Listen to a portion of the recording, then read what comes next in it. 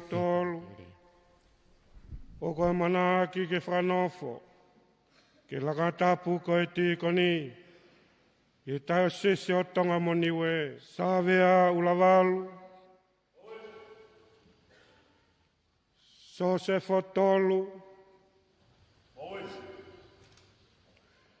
Filipe Tu'iono.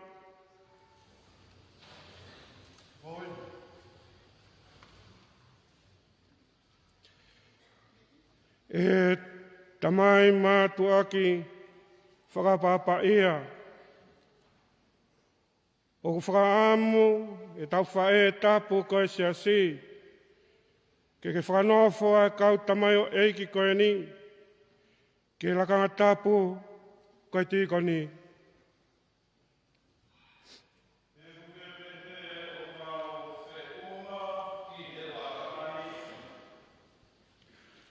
Ko ia, tuunga e whakaukau mo e whalala e kai ngā Lotu, kau Mafi, e whamoni a ki nau tolu, nana wako ai, o kuou whakapapau i, e nau whiunga ki ai. Teri, toko ni mai e ki o tua, mō ho tau whakamoui ko Jesu Kristo. O ko whiri rewa ki nau toluni, ki e lakanga tapu koe Tikoni.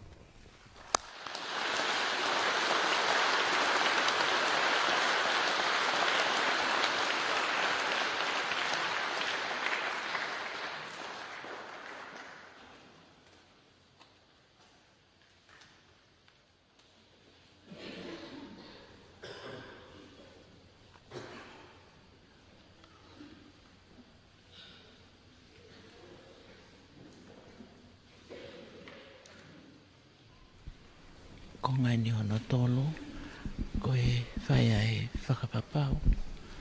Ai toko tolu ka mana ke whakahoko. Anau fakanofo Tikoni, e koe nau whakapapau i he ao i Katinali. Ka mai siasi. Ka mai kai ngā Lotu kotoa ku nau ua lolo. I he whalotu whakaipiko po i maafanga. Ti reo e mea anga pa kwa mana ke ui ki nau tolu e whai whekau ne. Tataki mo tokoni ki heo wau, ke whakahoko i mua, e eke popo ai whakapapau. Ai toko tolu pa mana ke fakanofo ki nau tolu, ke lakanga Tikoni, ai utoka ngā i e, pātere mateo ki malu. Roto ngani ku nau i mua whakapapa, pak nau lapa atu lewa. Taitari ke whakahoko ai wau ko ia, ke i Katinali. Ai ako ki nau tolu ai whanau, o ko teu he whiawhini ko Filipe Tu'iono, Savea Ulavalu, pia mo Sosefo Lavea Tolu. Tumutumu e ni unau whakaamkai e mo minit koe ni, ke whakahoko e nau tukupa i he whiawhini. Unga o whiri taua kāina.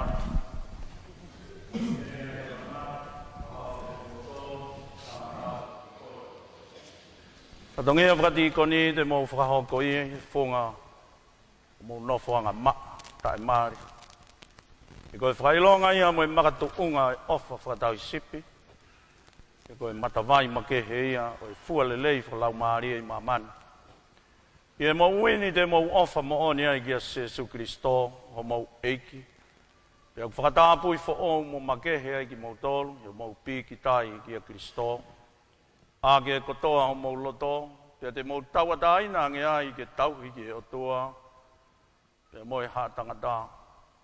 O whakautu mau kua i e ngāu e whakaristiane, ke whakafoki mo whakafo oua e mo ui. Pia i o mau mo ui, o mau ulunganga, te mau whakamo oni ai, i o whangatoko wā, mo ngāhi whangatu whāwhine, i e tui. Ko e eiki, ko ke tau hiki ai, he kāinga. E koe ai, o ko whakawhehu i atuai, ke te ki mau tolu, Savea Ulavalu, Sosefo Tolu, Filipe Tu'iono, e mou whakapapau i mai, he awe o tua, moe si a si, a mou nofo anga maa, mo tae mali. E koe whakailonga ia ho mou whaki ki mou tolu ki a Kristo. Koe hui ko hono pure a ngā. Pea mo ho mou tauhi ke o tua mo e haa tangata ki e kotoa ho mou mo ui. Patawangi ke iki ke ne whai tokonia ki mou tolu ke mou tau pau i a mou whakapapau kua whai.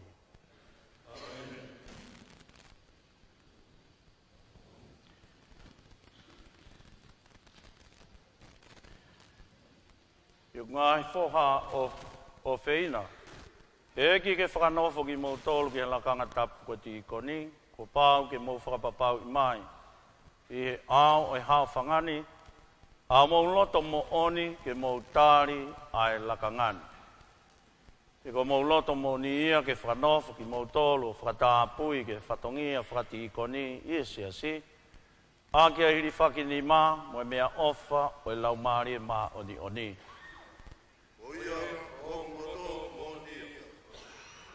E ko mou loto mo ni ia ke mou whakahoko osi ki a verenga ai whatongiani i heanga whakatoko ki lalo mo e ofa. Ko i wike mou tokoni ai ki he eike piko pō me kau whaife kau i e tauhi ki e ka inga Lotu. E ko mou loto mo ni ia ke mou tau pau i a misterio tui ai ane malanga ke e kau apostolo. I e talaki o e tui, i he lea, mo e ngā ue. Ai au kuako ne kina, he ongongo le rei, i he tuku whakaholo mai ai si.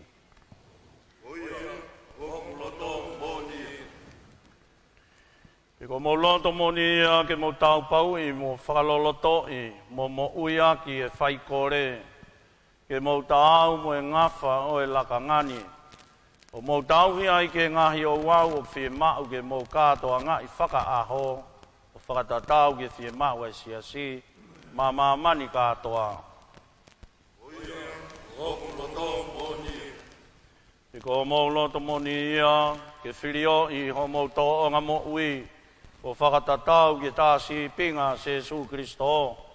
Pea mo tu whaki hono sino mono tātaa ke ka inga Lotu.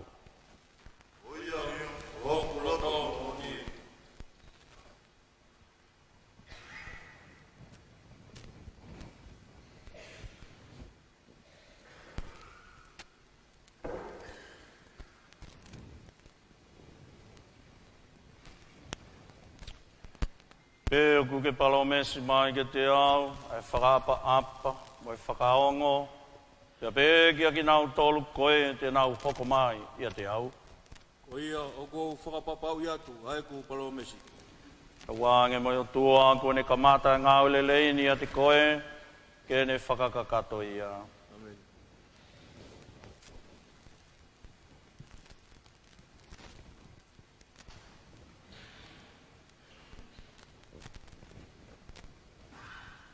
Ku ke palomesi mai ke te au, ai whakapa apa, mai whakaongo. Te pehe kia ki nau tolu koe te nau hoko mai a te au. Oia, o kou whakapapau i atu, ai palomesi. Ka wānge mai o tua, ko ne kamata ngā ulelei ni a te koe, ke ne whakakakato ia. Amen.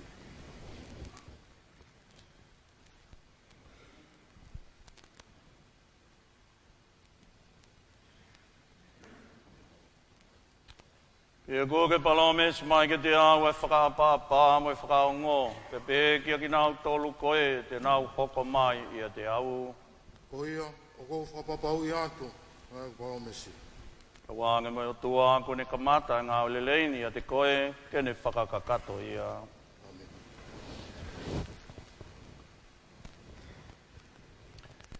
Kai ngā whina ke tau kōrere maki o tua, ko ta mai Mafi. Koe ui ke ne alo ofa hua i hifo, ngāhi mea ofa whakahe wani. Ki e kau tamai o eiki koe ni, aia ko nau whiri, ke nau hoko ki lakanga tapu koe Tikoni. Ki tanie o e kau mā oni.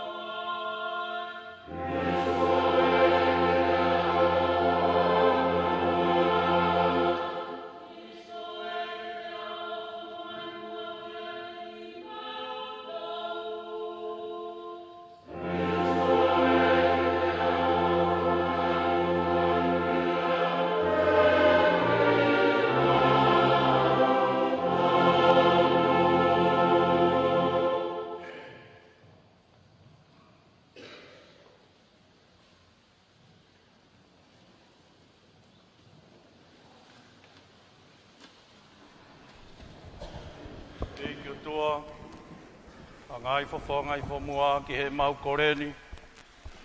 Mau wakai ke kau tamai e ke ni o nau fe unga mo tau ke nau hoko ko e kau Tikoni. O ia i mau kore atu ke tapu ki mo whamani o ni ki nau tolu. Mau kore atu e ni, e wafa Kristo ko mau e ki. Amen.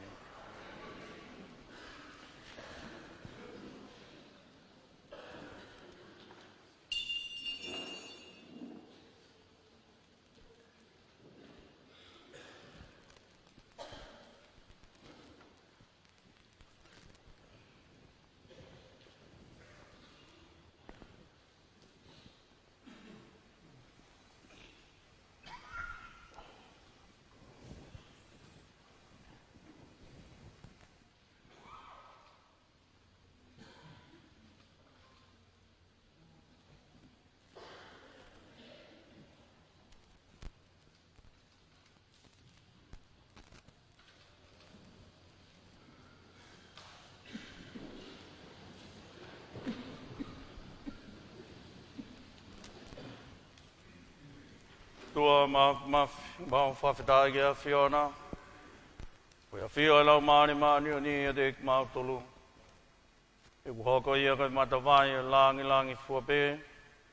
E a kua ke whakafo mai ai e tu unga mo e whatongia ki e toko taha kotoa pe. O tu holoa ki o a whio, pe a kua ke whakatapu i ho whakatupu mo whawho o i ho alo ko Jesu Christo ka ko mau eik. Ko ia o wholofola, ho mawhai, pia mo Mafi. Tō kai mānanga e mea katoa pē, pia i ho polopitesi o tāngata, tōnu ai e whakawhotunga e mea katoa i ono taimi takta. O hoi fua whinangalo ke hoko e siga sino o Kristo, ke hoko ono kāno katoa ke tempare fo o mo lahi ange whao.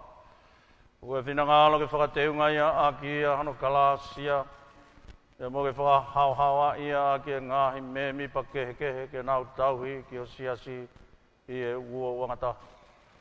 Nā ke whakahoko e whatongia e Lotu mo e tauhi kakai ke whakakoloria ia i ho huawha. E a mo whakahoko ia e tauhi ki ho whare tapu. E nā ke whiria ia whanau a rivai pia ke whakia i ho tāpoki ko nau tofi a taingat. E ngai aho e kamata anga ho siasi, na e whaivia he lau maari ma oni e ka apostolo o alo. E nau whiri e kau tangata le lei e toko fitu, ke toko ni kia teki nau dolu, e ngahi. Ngauhi o nau ngahi whatongia whakai aho, ka nau ataki nau dolu ki he Lotu mo e malanga. A ke he Lotu mo hiri whaki nima kia teki nau dolu, pe nai whakahoko ai e kau apostolo. E kau tangata na e whiri, ke nau tauhi e te pire o e whelaulau. E ki whawhonga o whamai ki ho kau tamai o e kini aia mau whakahoko. Ki e lakanga koe Tikoni, ke nau whai whatongia i ho are tare top tapo. E ki whawaki mai ho lau maari ma oni ke teki nau tolu ke mālohi ai ho ngā i mea ofa e fitu. Pea ke whakahoko whakalelei ai ho nau whatongia. Ta wange ke nau tūki mua he mo uia ke ai viri tute kotoa pē. I e ofa ku mo oni. I ono to kangai kina kau mahaki, mo kau masiwa. I e mawhai whakatoki lalo. I e loto kātaki mo oni. E mo ui ma oni whok. Ta wange whakahā i honau ulunga ngā e tauhile lei ki ho ngā he whekau. E kene tā tāki ai kakai ke nau whai taki ke he mo ui anga maa. Tawangi ke nau tū mā lohi mo tae mā wea i a Kristo. Ke nau whakahai ki mā mani e whakamooni e konsenisi o ku mo ui. Tawangi ke nau whai daki ai ki ho alo a ki ene mo ui e koia nai haere mai ke ne tauhi. Whakaeta mai o eiki ke te tau tolu. Pea ke tau whakatahai mo ia i he van. Iau mau koreni i a Kristo ko ho alo ka ko mau eiki. Ai kune a fio whataha pea moia Fiona, koe lau maare ma oni, koe o tua ai pe taha tai ngata, pea tai ngata.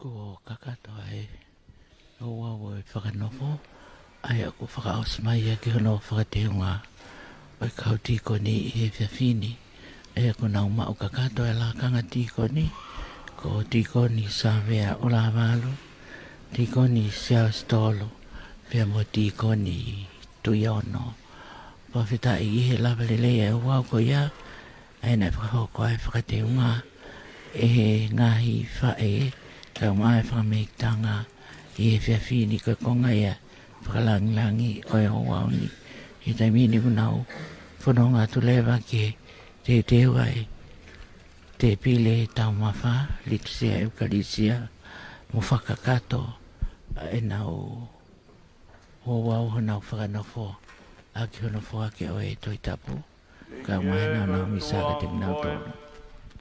Tali Io ngongolele ia Kristo Savea Aia kua ke toki hokoni ko hono mateak tui ki mea kwere aki ako ia mea ke tui ki ai ia mo ia ke mea ku ke malanga i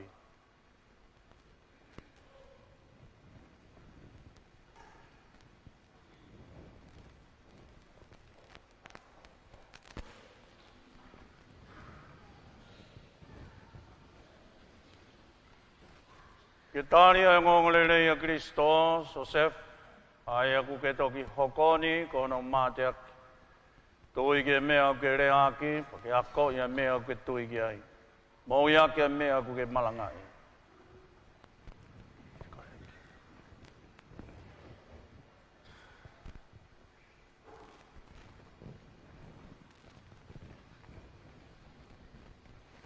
Ke Tali Io ngongolele ia Kristo Filipe Aia ku ke toki hokoni ko no mateak tui ke mea ku ke reaki ako ia mea ke tui ki ai ia mo ia ke mea ku ke malanga i amen ko eki